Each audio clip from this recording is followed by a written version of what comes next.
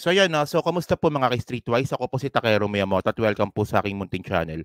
So mga ka-Streetwise, bago po tayo mag-start sa content na to, gusto ko lang din po sana liwanagin na kahit po tayong mga Pilipino or ang Pilipinas ay meron pong conflict sa China about po sa West Philippine Sea, ay hindi naman po natin hinahangad na may mga mamatay po na tao. Maging Filipino man yan or Chinese or kahit anumang nasyon. Kung maaari nga po sana itong sigalot or conflict po natin sa West Philippine Sea ay maayos po ito peacefully. Pero mga kababayan, meron po kasing nangyari sa China na kinasawi po ng 55 na Chinese. At ito po ay tinatago po ngayon ng China government kasi nakakahiya naman po kasi talaga, di ba, na wala namang giyera na nangyayari, namatayan pa sila ng mga sundalo, di ba? Itong pangyayari po kasi na to ay nangyari po ito last month pa, nung August pa nga eh. So, ang nagbalita kasi nito ay yung UK, yung United Kingdom Intelligence. So, lumabas po itong balita na to, I think 2 days ago pa ata, no?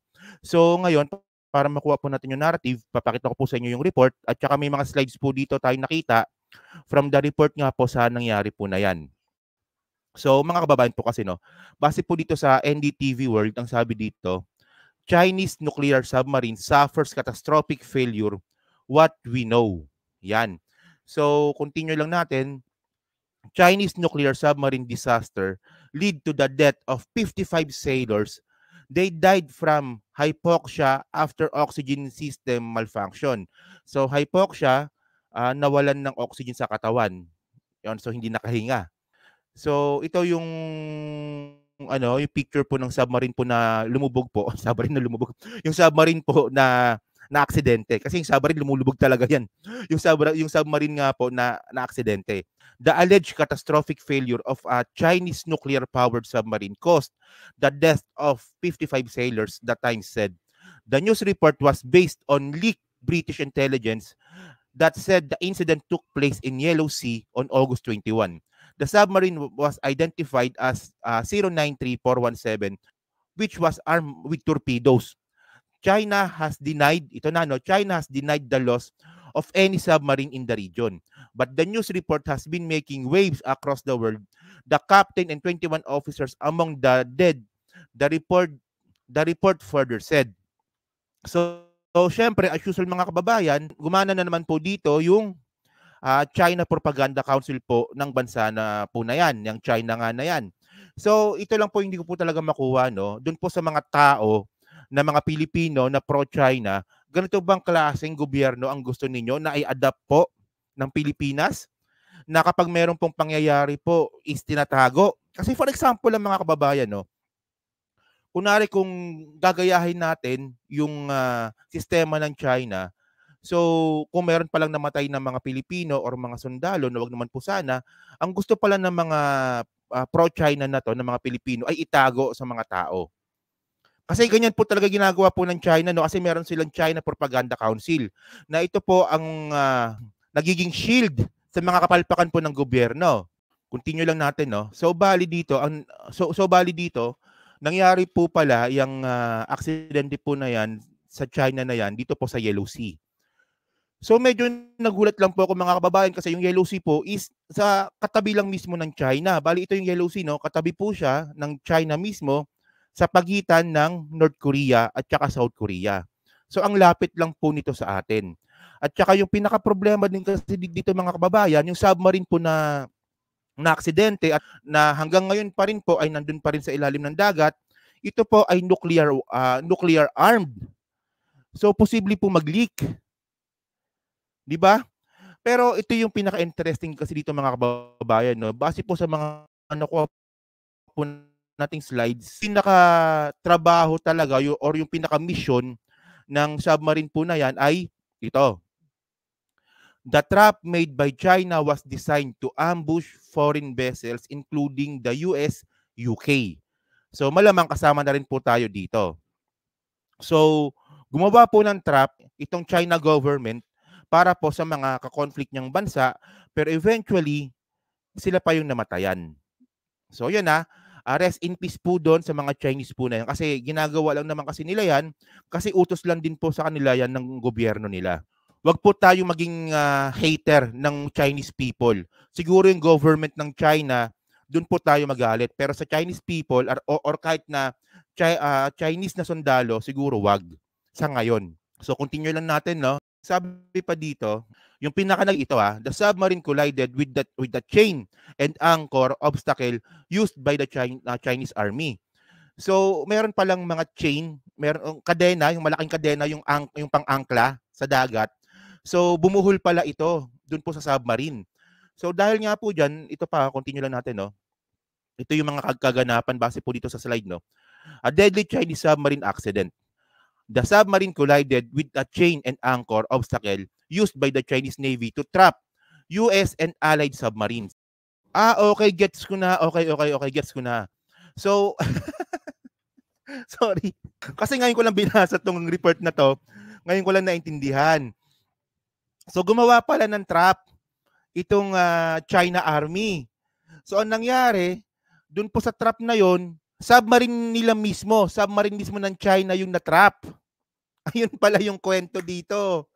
Yun, hindi pala gumagawa ng trap yung submarine. Kumbaga, sila pala yung na-trap dun po sa ginawang trap ng China. So, kawawa naman, no? Isipin nyo yan, mga kababayan, di ba? So, ang sabi pa dito, this led to system failures that took 6 hours to repair and bring the vessel to the surface. So, nung na-trap nga po itong submarine po ng China, kailangan po ng 6 na oras para po maayos ito. Pero ang pinaka naging problema nila kung bakit nga po may mga nasawi po ng mga Chinese kasi ito the onboard oxygen system malfunction catastrophically. Yon. So habang inaayos pala nila yung trap, 'di ba? Kung saan nga sila na-trap. sorry natatawa lang ako, no. Pero yun lang, dun lang. Yun, habang inaayos nga nila, habang tinatanggal nila yung trap, is bigla namang malfunction yung oxygen system nila. So ang nangyari nun, maubusan ng oxygen, maubusan din po ng oxygen yung katawan, so mamamatay po talaga. And then, continue lang natin. So ito pa yung medyo ironic kasi dito, no. Base lang din po ito sa slide po na kumakalat, no, based on intelligence ng UK. So ang sabi dito, Beijing also refused international assistance for the trapped submarine. Kasi mga ka-streetwise, napaka-ironic naman po kasi mga kababayan na kung hihingi po ng tulong ang China sa mga katabi niyang bansa. Kasi nga, wala naman siyang kaibigan eh. Kumbaga, pinagtsatsagaan lang po talaga ng ibang bansa na makipag-ties sa China because of economy. Pero pagdating po sa military, establado po talaga ang China. So ang punto kasi dito, pwede naman palang humingi ng tulong yung China sa ibang bansa. Sa pagkakataon na to, yun nga lang hindi nila ginawa yon. Kasi nga, wala naman silang best friend. So, ang ending nun mga kababayan, ito. Tulad nga po na sinabi ko kanina, ito. China submarine sinking, why Beijing denials mean little. So, besides nga po dyan sa balita po na yan na may mga natrap, na may mga namatay at meron pong natrap na submarine ang China, patuloy pa rin po itong dinideny po ng Beijing. Ayan po yung pinakakwento dito. So mga ka-streetwise, no, ito lang, no, napaka-ironic lang po talaga na gumawa ka ng trap pagkatapos ikaw din yung na-trap. So, ang sabi ng mga nababasa ko sa comment na karma daw po ito, 'di ba? Karma daw po ito sa China na which is ayan kasi masyado kasing agresibo masyado. At syempre, ulitin ko lang mga kababayan, ang pinakadelikado po kasi talaga dito is yung submarine nga po ay nuclear power.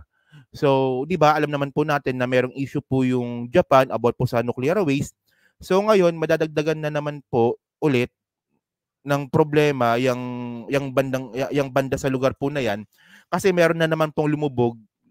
Meron na naman pong pasensya na no, natatawa kasi ako pag sinasabi kong lumubog yung submarine. Lumulubog naman talaga yun. Aksidente pala. Na ito na nga po, no, na nadagdagan na naman po ng problema or issue dyan po sa lugar po na yan, bandang Japan, because of this accident. Kasi nga, nuclear power nga po itong submarine.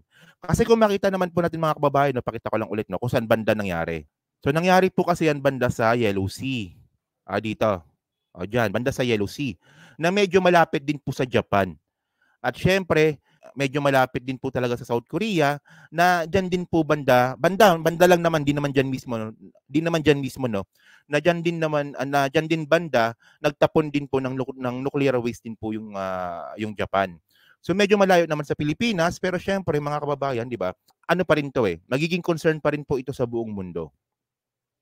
Yun. So yun lang po mga kababayan, no. So kayo po, no, anong masabi niyo nga po dito sa mga 55 na Chinese po na namatay dahil nga po sa sariling trap po ng China. So masaya ba kayo dito? Sana naman hindi. Deserve ba nila ito, or syempre nakikiramay din po tayo diyan po sa mga namatay po na yan, kasi po sumusunod lang din naman po yan sa gobyerno nila. At syempre, ulitin ko lang po, kung maari lang po sana, matapos po yung conflict po natin sa China ng mapayapa.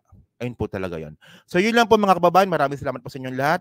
So paki-comment lang po yung comment po niyo. So hanggang sa muli po, maraming salamat po sa inyong lahat. Ako po si Takero Memoto. Bye-bye.